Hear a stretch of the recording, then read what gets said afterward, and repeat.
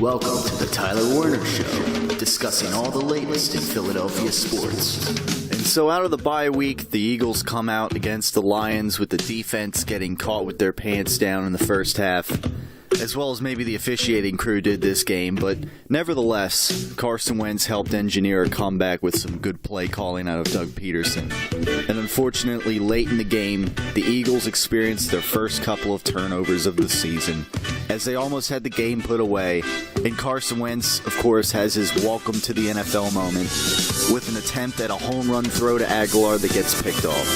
Frustrating loss, no doubt, but in my eyes, a perfect one to bounce back from against a Washington Redskins team that is due to get handed a loss. And now, here's Tyler Werner. Oh yes, it is the Tyler Werner Show.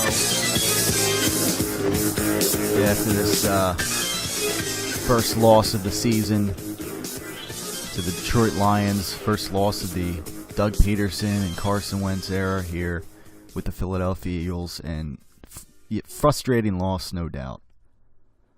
Plenty of, things you can shake your head at this game.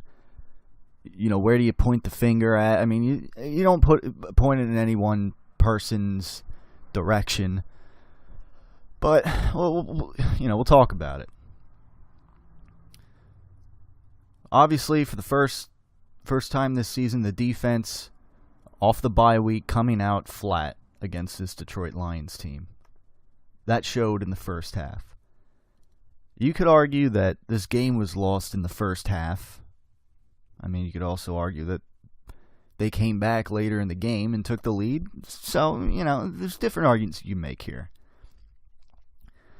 But nevertheless, it's disappointing that this defense came out like they were out of shape or something against this Detroit Lions offense. Theo Riddick burning them on, screen plays and running the ball. And Marvin Jones, he's been a great receiver this year. But the Eagles cornerbacks showing, a slight bit of their weaknesses this game. And I know they got a bit of a rotation going on, between, Jalen Mills in there amongst other guys. But, it's unfortunate that this defense came out flat in this game. And Detroit, they were moving the football. They had long drives. And the Eagles offense, while they didn't entirely struggle in the first half, they found themselves down 21-10 heading into halftime. Now, as I mentioned, they were able to come back in this game, come from behind, and that was one of the things. We wanted to see how this Eagles team, which we hadn't been able to see so far this season, and see Carson Wentz in a situation where the team is down by 2 scores, and see how he would react, see how he would play, see how they would play as a team. And, credit to Doug Peterson, credit to Carson Wentz, Darren Sproles, of course, making some good plays. Credit to these guys for coming back from behind and, rising to that occasion. Now, it wasn't against a great team. That's one thing. But nevertheless, they were down. But they didn't pack it in, or whatever you want to call it. They came from behind, and the defense in the second half showed up. They clamped down, and they looked like a totally different defense than they did in the first half. And it showed as the Eagles were able to take the lead. And, but 1 point lead. Or I'm sorry, I guess they went up 23-21. So, a 2 point lead, but you get the idea. There were a couple drives, unfortunately, where some points were left on the board.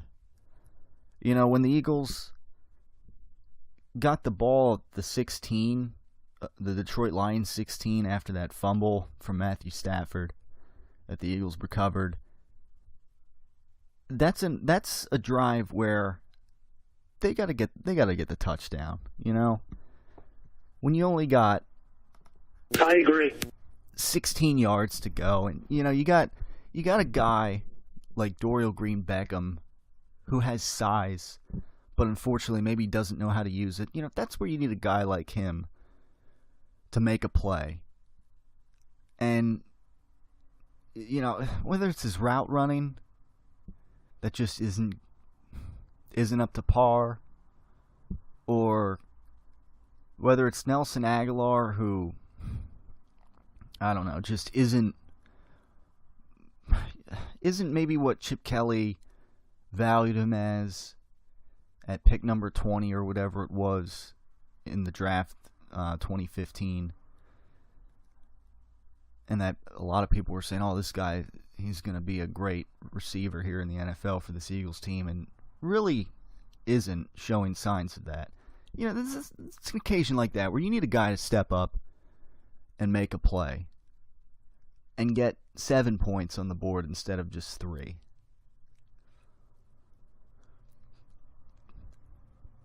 But now again, for the most part, Carson Wentz played a good game.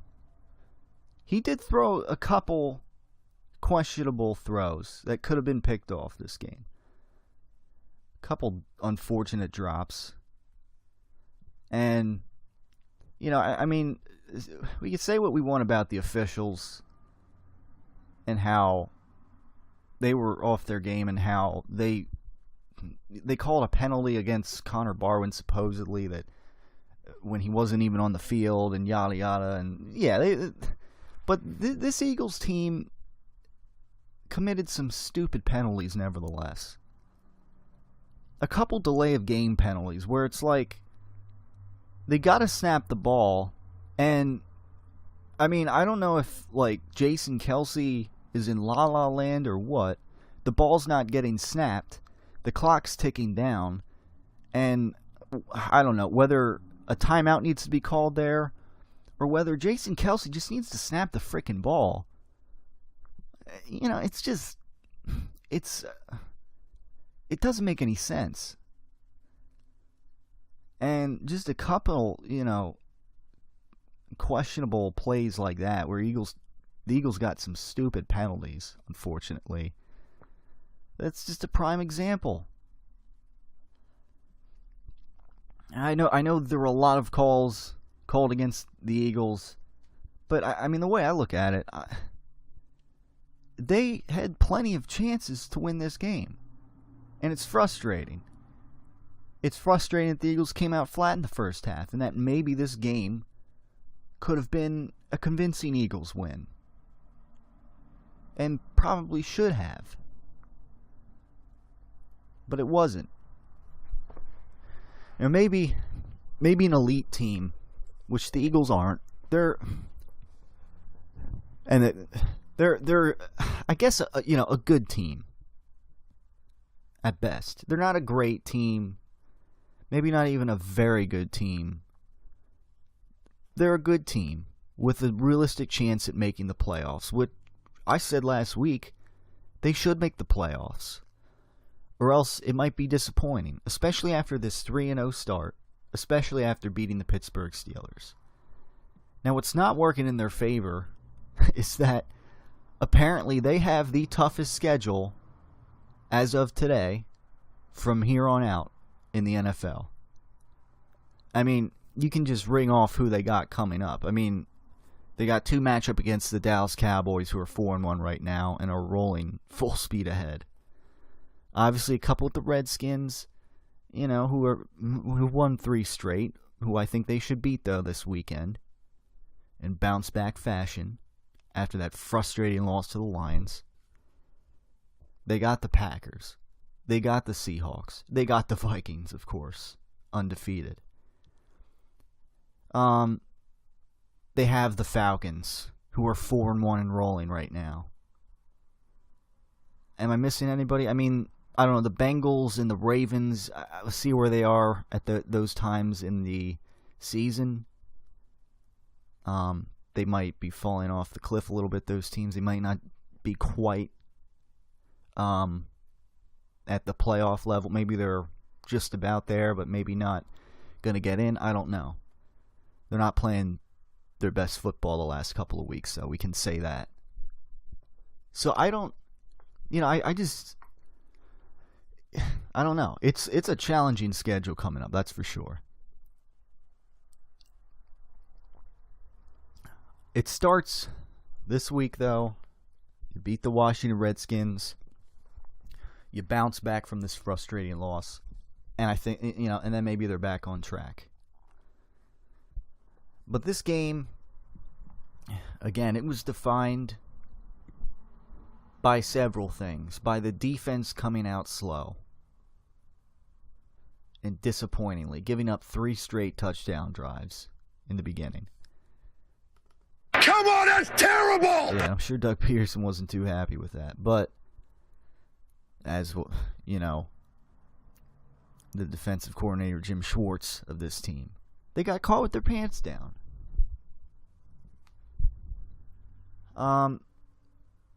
Again, drives where they get the ball on the 16-yard line, and, guys like Darren Sproles, they're cooking, and Ryan Matthews, he was all right. But Darren Sproles, he was making some plays. And he was running between the tackles rather well. He's not a guy that you can give the ball to like an Adrian Peterson. Or, he's not a feature back like that, where you can give him 20 carries a game. But maybe consider giving him a few more, the way he was playing that game. And the way last couple weeks in the passing game, he's been rather effective. Sometimes he got sniffed out and was stopped for no gain or whatever, but the guy, the guy still got it at 33 years old, it seems. Questionable in this game also was the fact that Wendell Smallwood and Kenyon Barner were nowhere to be found on the field. It's one thing if the Eagles win this game, who really cares, I guess. But it's odd that the way those guys have been playing, that they didn't rotate them in as much.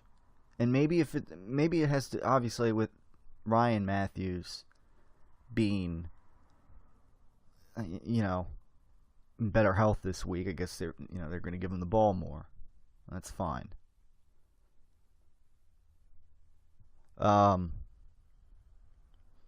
But, you got Smallwood and Kenyon Barner, who have been pretty good when they've gotten the ball, and, then didn't get the ball.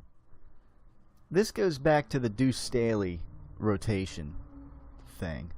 And this is something last year that was criticized at time, where a healthy DeMarco Murray wasn't getting the ball at all, and yada yada. And look at the season he's having now over in Tennessee. Bounce back season, kind of like I thought he would. But the fact that, again, Deuce Staley is in charge of rotating these backs. And, I don't know, people, if the finger gets pointed at him, yeah, I guess, but Doug Peterson is the head coach. It's one of these things, like Chip Kelly was the head coach. Maybe, give those guys the ball a little more. I don't know. And if Deuce Staley isn't rotating back, maybe as the head coach, maybe have him rotate the back. And this goes back to last year, where it's like Ryan Matthews, he's getting the ball or whatever, and he's not getting anything. Maybe it's time to shake up the rotation. And then Deuce Staley, and then Chip Kelly would say, like, oh, well, Deuce Staley's in charge of that. He's up to, well, you got to be the, if he's doing something wrong, then you maybe got to make right out of it. Was that like a wise-ass comment? Like when Ryan Matthews would get the ball to run a 3rd and short, instead of DeMarco Murray, who's a little more of a power in between the tackles runner kind of deal. But that was last year, and this year it's like maybe these guys in certain situations I don't know. Maybe you want to bring him out there a little bit. Mix it up a little more. I don't know. Because at the end of the day, you can't... Ryan Matthews, I guess, is not a feature back. And while we're on the topic of Ryan Matthews, maybe we'll get to that fumble play, huh? As we kind of we kind of rotate through the reasons here as to why the Eagles lost this game. And certainly you could probably say that reason number one was that fumble when he's carrying the ball in his left arm when he should have been carrying it in his right arm. The ball gets fumbled. Detroit Lions defender punches it out basically with his helmet. And that was a chance where the Eagles had a chance to put the game away. They get that first down. They can probably run down the clock with a fresh set of downs and essentially wrap the game up. They had the game wrapped up right there. If they get that first down, if they hold on to the ball, and the Eagles 4-0. Another opportunity to win this game. People, I don't know, some people criticize the play call here, and I don't criticize the play call. I just, again, 3rd and 2, maybe they're expecting the pass, and you just run the ball, you try to run out the clock, you try to get the first down. And certainly you hold on to the football. You hold the football in the right arm, not the left.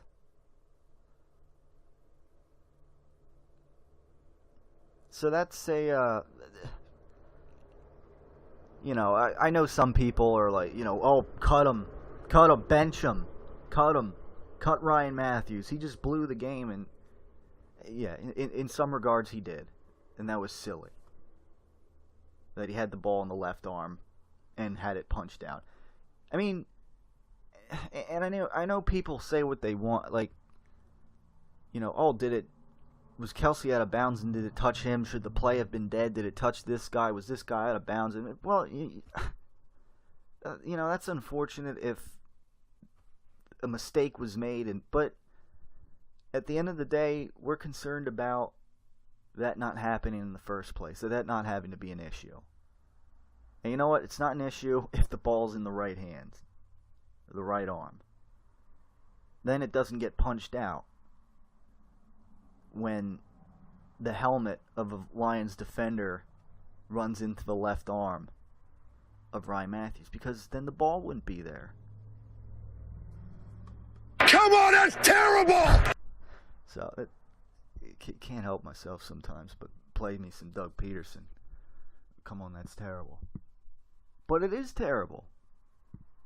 It's terrible that again, the first turnover by the Philadelphia Eagles all season long, and it essentially cost them wrapping up the game right there, pretty much.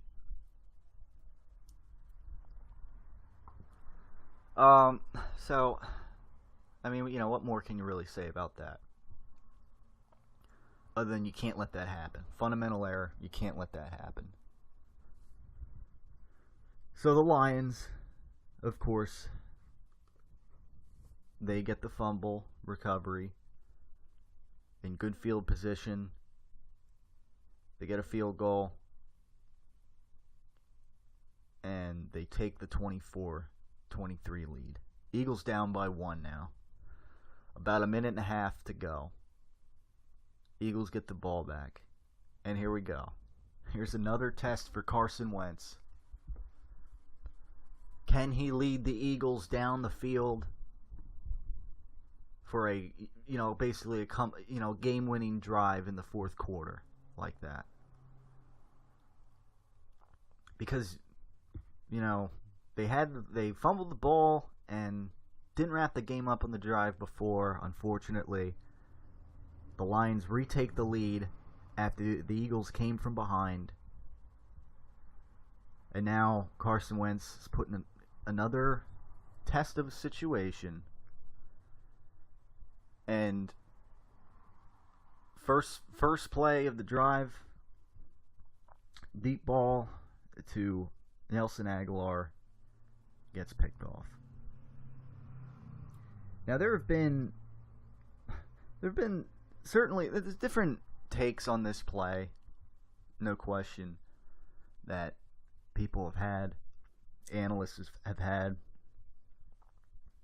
I looked at this play, and it was easy to watch it as it was happening during the broadcast, and you don't see everything that's going on, and it just, when I first saw it, it felt like an overzealous attempt.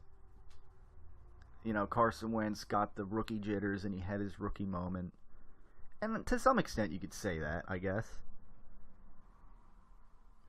But I dug a little deeper into the play, into what was going on, and I know, maybe they could have done something a little more intermediate here. They had their timeouts, and I believe, and they had time. They had a minute and a half to work with.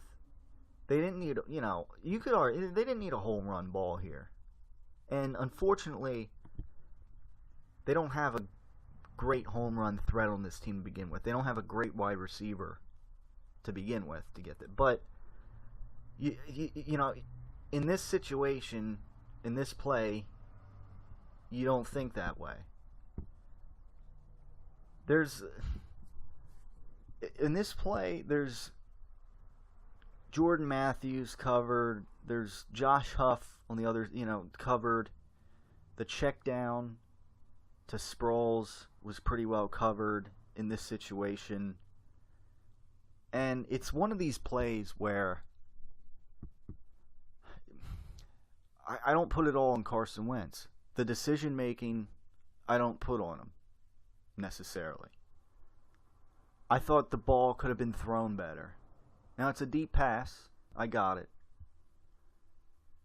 The ball was thrown a little bit to the outside. Had it been thrown maybe a little more to the inside, there's a more realistic chance that Aguilar catches that ball, and the Eagles are in field goal range, and boom, game over. You make the field goal, game over. You're in field goal range. You run the time down. You kick the field goal, and game over. You win. There's different, when you look at this play, and you look at what different guys are doing, it's unfortunate because you see Nelson Aguilar at one point kind of stutter step for a tad, but he slows down. I don't know if maybe doesn't think he's getting the ball, but he slows down a little bit when maybe he should have kept going. And Carson Wentz, around that period, I think, in the play, is like signaling like, dude, keep going. And he wings the ball. It was a little to the outside. And unfortunately, it gets picked off. Great defensive play by a great cornerback on the Detroit Lions. Some people argue, he threw into double coverage there. And the safety was trailing and had his back to Nelson Aguilar. And if the ball that was deep, mind you, a deep throw, I guess a tough one to make, but could have been better thrown. Had it been better thrown, Nelson Aguilar catches that ball and maybe gets tackled, but the Eagles are in great field position. I mean, if you look at, that's like a 60-yard bomb that he tried there. And I know people will say, like, you just throw the ball away in that spot. And, you can't trust Nelson Aguilar to catch that. Why would you trust him? This is who he's got. Like, this isn't backyard football. This is the NFL. You play to win the game. If I could use that. But you don't just think, well, Nelson, this guy, he's not good. Look, I know that Nelson Aguilar, and I said it earlier on the program, he's not as good as Chip Kelly thought he was. He's he's pretty mediocre. However, Aguilar had caught some passes earlier in the season so far, and earlier in this game, that were deeper thrown. But in this situation, he doesn't, I don't know, he doesn't use his body as much. Like some of these guys, they got to have more of a killer instinct. Like Dorial Green-Beckham, he's got this size. You got to use it. You got to want the ball a little more. And at worst, where the ball was thrown on this play, Nelson Aguilar maybe plays a little more aggressively. At worst, it's incomplete, not intercepted. But, you know, in that case, unfortunately, it's like he became the defensive back. The ball wasn't thrown as good as it could have been, and that's unfortunate. Rookie moment for Carson Wentz. Maybe next time that ball's thrown better. Maybe next time that's a catch. I don't know. But you can't just sit back like, you know, this is Nelson Aguilar. You know, he's not great. You can't think. Carson Wentz works with this guy every day in practice. Works with Josh. And, you know, these guys aren't great. Dorial Green-Beckham. But it's who you got. Unless the Eagles make a trade for a better wide receiver, this is who they got. All right, so we're going to take a little break here and come back on the other side and talk a little more. Of course, we got some top 5 thoughts around the NFL. You know, just thinking forward here for the Philadelphia Eagles. But again, a frustrating loss this was. You know, and just one that hopefully they can look at. They look at the film, or have been looking at the film, and saw how they come out flat in the first half, that defense, and shot themselves in the foot with some bad penalties and whatnot. Had the game wrapped up, costly fumble. And, you know, you look at all this and you take it all and, you know, just move on to the Washington Redskins. Take it out on them. Get a much-needed division win here to start off with the first division game this season, hopefully being a win. We'll talk more on the other side right here on the Tyler Werner Show. Be right back after this. Investigators are calling it the heist of the century. The grand robbery of Brady and Belichick's slow-cooked Italian meatballs, committed by some apparently hungry NFL officials who love their balls. When I came in Monday morning, I was shocked to learn of the news reports about the balls and the process that happened between when they were prepared and went to the officials and went to the game. As shocked as Belichick was of the news, perhaps Brady, the last man out of the kitchen on that Sunday night, was even more shocked to hear of the news of the theft. I have a process that I go through. It was the same process that I always go through. When I felt them, they were perfect. I mean, I wouldn't want anyone touching those. I would zip those things up and lock them away, and that's what I thought I was doing. As Brady and Belichick up the ante on their ball security, you'll just have to pick up a pack of their meatballs the next time you hit the grocery store and enjoy just how perfect these balls really are. Tom's personal preferences on his ball security are something that he can talk about in much better detail than I could possibly provide. Hi there, I'm Hank Hill. Well, I'd like to tell you what Strickland can do to meet your energy needs. You see, at Strickland, the customer comes first. It's kind of interesting. The word customer begins with CU. Well, we don't see you as just another sale, but as a member of our team. I thought you might enjoy 7.5 gallons of pure premium propane. Strickland Propane, the customer comes first.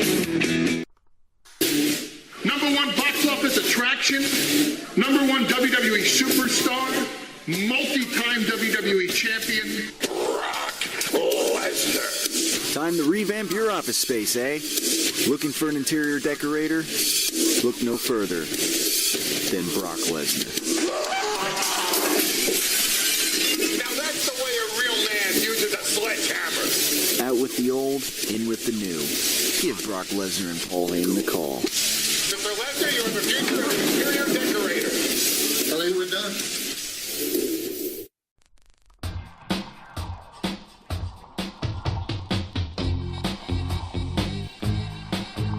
All right, we're back here on this edition of the Tyler Werner Show. Coming off of that Philadelphia Eagles loss to the Detroit Lions.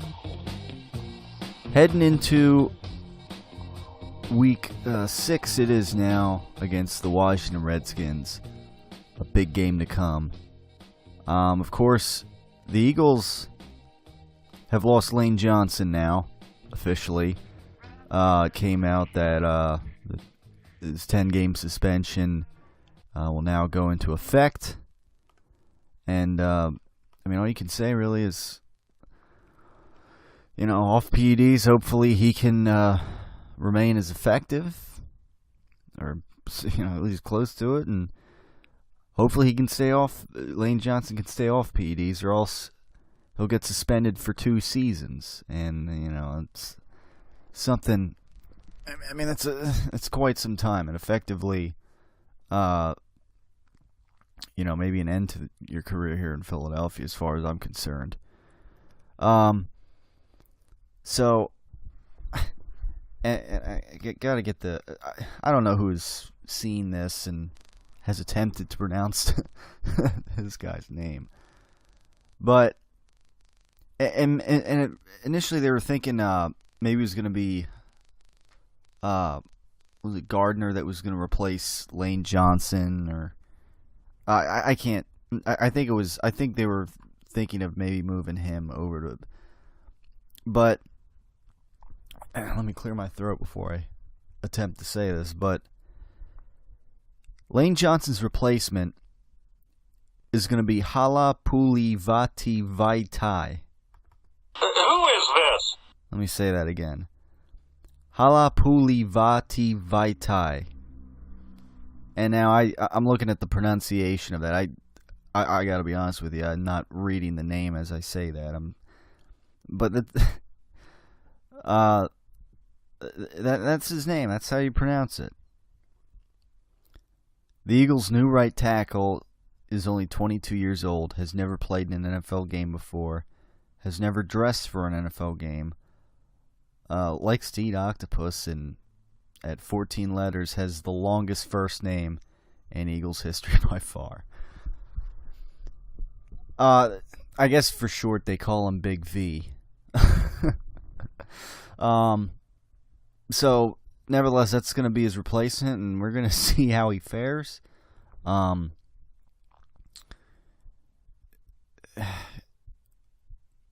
see. I guess you can call him Vaitai for short as well, but we'll see how this pans out.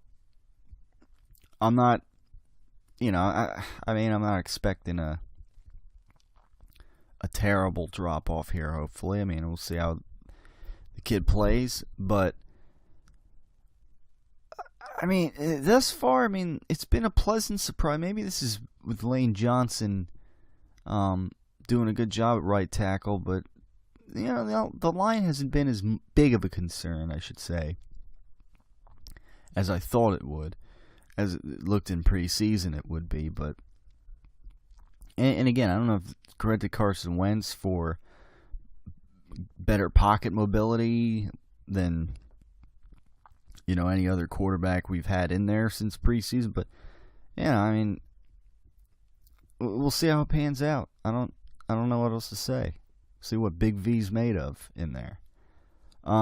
Jordan Reed, of course, the Washington Redskins. It came out earlier today that he is now undergoing concussion protocol, and will likely. He's rather questionable. He's questionable for this Sunday's game with Philadelphia, but this is now his 6th concussion in since 2011, dating back to his college days. So that's not that's not good. He's got a repeated case of concussions here, and I don't know. It's just one of those things. He gets a lot of concussions, and you wonder, he can keep playing when he's at risk for getting many concussions like that over time here.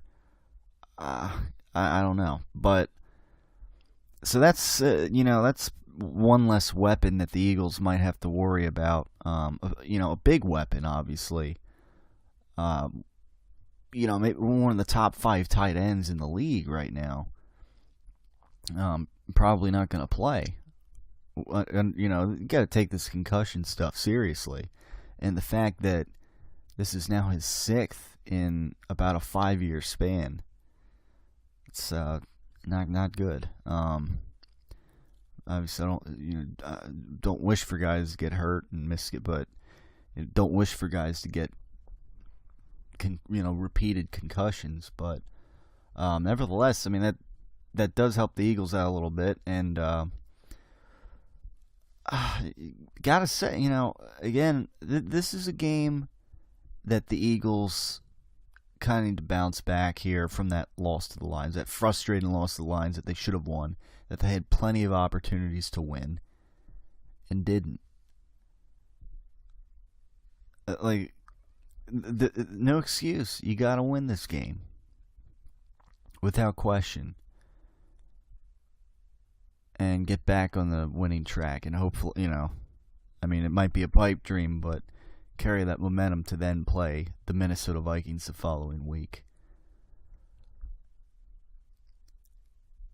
Now, without further ado, ladies and gentlemen, take a little detour here as we start to wind down the show a little bit. We do something called Top 5 Thoughts Around the NFL. Top 5 occurrences / games / results this week that caught my attention in what was week 5 of the NFL.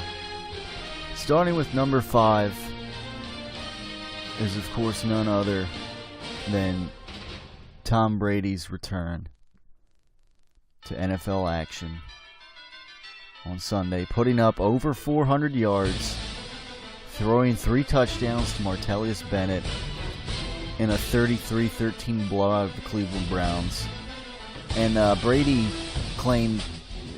said he was rusty after the game. Had a field day in his return.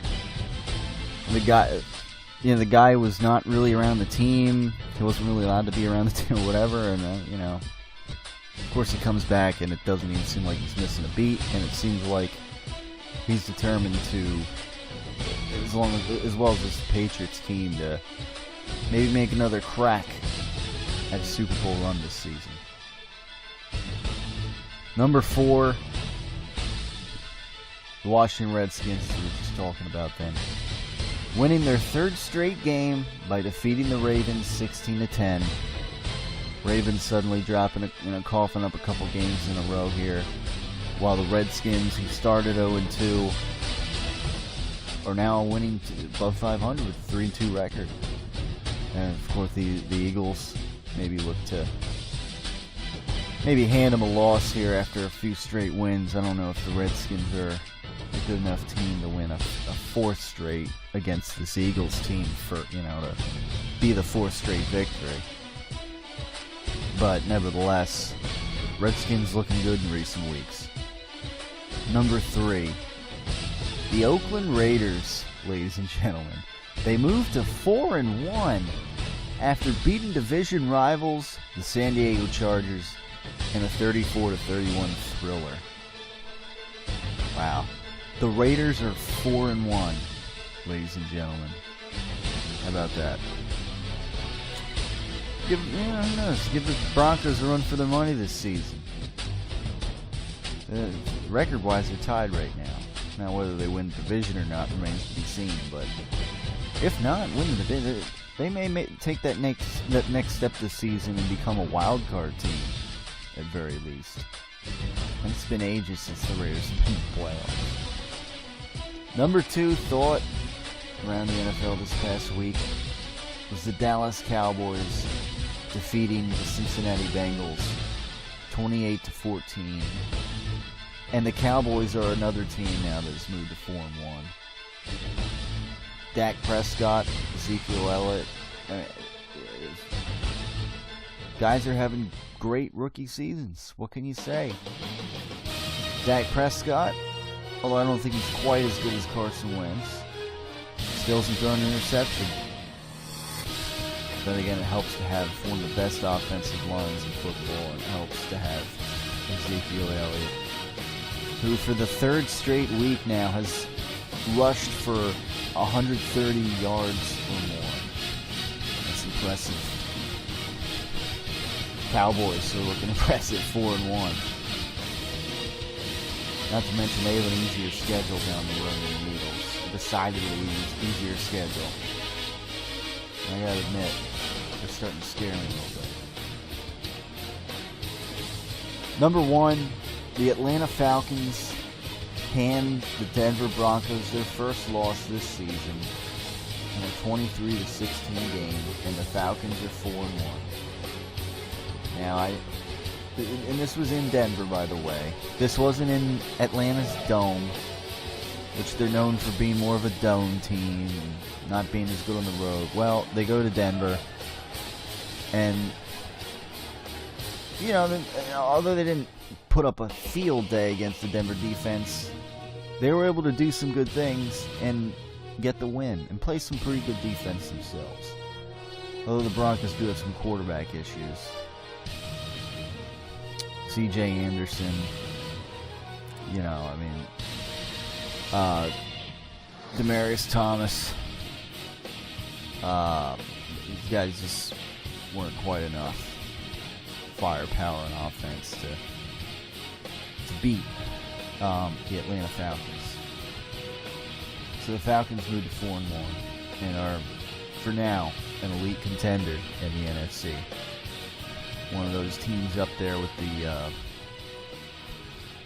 with the Seahawks, and obviously with the Vikings, who are undefeated, the only undefeated team in the NFC, and the Packers up there, the Cowboys, maybe the Eagles in that mix. We'll see. But Falcons looking pretty impressive, and they have a pretty commanding lead on their division right now. Now, whether or not they fall off the map like last season remains to be seen, but I don't know. I'd venture to say that they don't fall off the cliff like they did last season. So, all right. That wraps that up. And, you know, just moving forward here. To me, this is the Eagles' week, without question. Chance to bounce back. You know, the whole thing, the whole interception thing with Carson Wentz is out of the way now. The Eagles given a little dose of humility this past week, and it's time they bounce back. This week they gotta be a little angry, and you know what? Kirk Cousins, who in his 3 games against this Eagles team has thrown 8 touchdowns and only 1 interception. You better believe, I mean,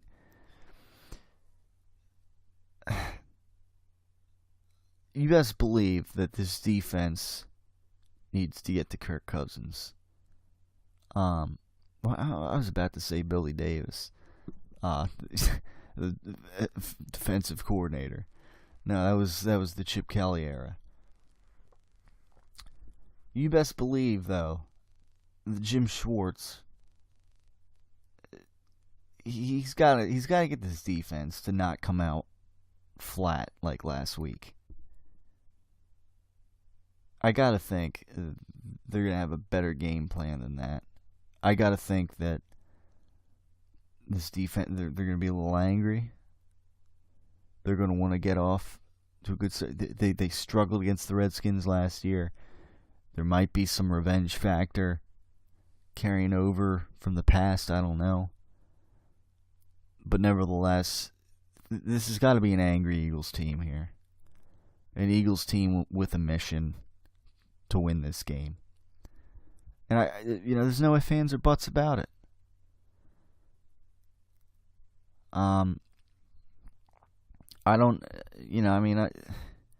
They just came off, a decent win against the Ravens, although I question how good the Ravens are. And Steve Smith,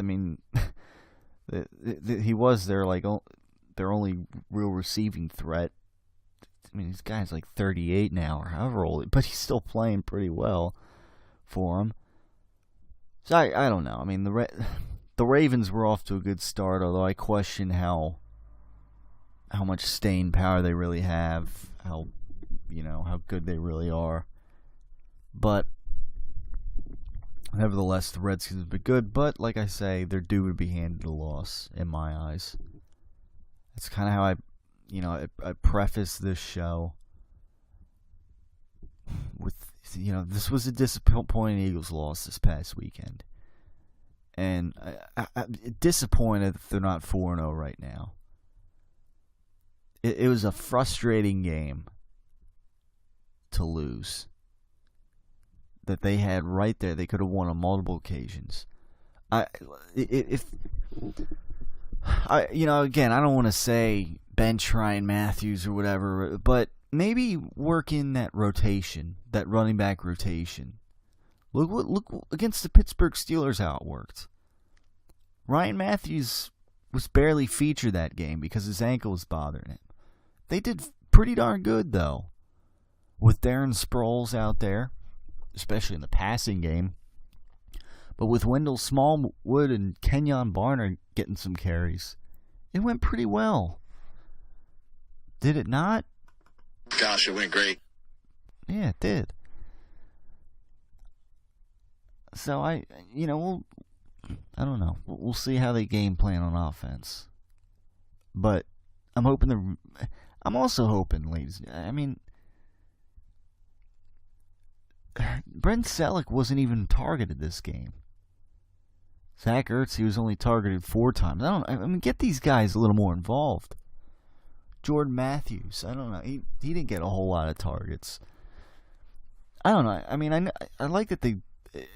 On one hand, it's good that they want to spread the ball around. It's good Carson Wentz wants to spread the ball around.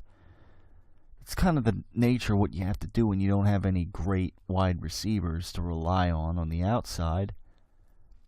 But I don't know. You got to play to your strengths a little bit more. And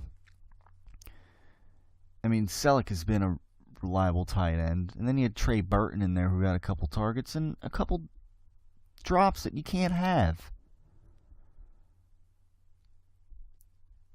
And then Ertz, only getting 4 targets, and maybe he's still trying to get a little healthy or whatnot, but still, this week he's going to be healthier.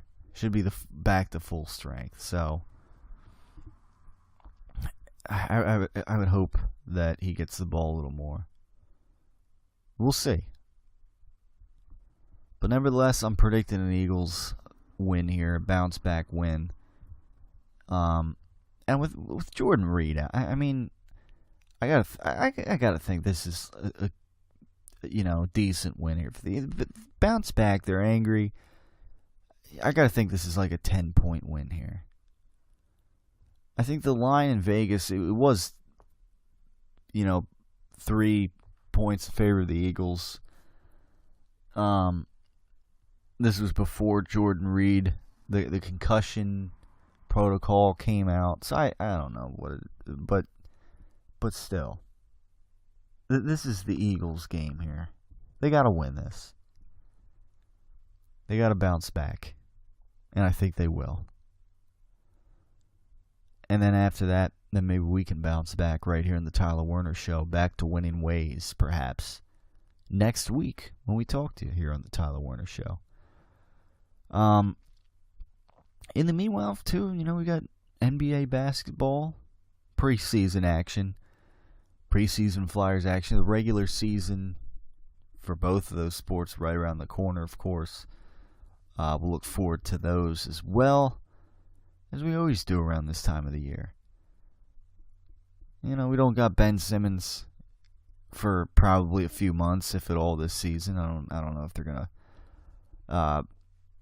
you know, that rolled ankle. I don't know how they're gonna work with that and how they're gonna handle that as a team. But this year, it's kind of, we get to see what Joel Embiid's made of a little bit so far. So, you know, I guess we have that to look forward to, and when it comes to the 76ers this year.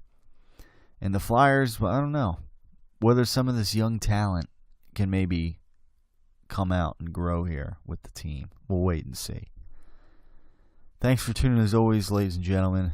And we'll talk to you next week on the Tyler Werner Show, hopefully discussing an Eagles win over the Washington Redskins.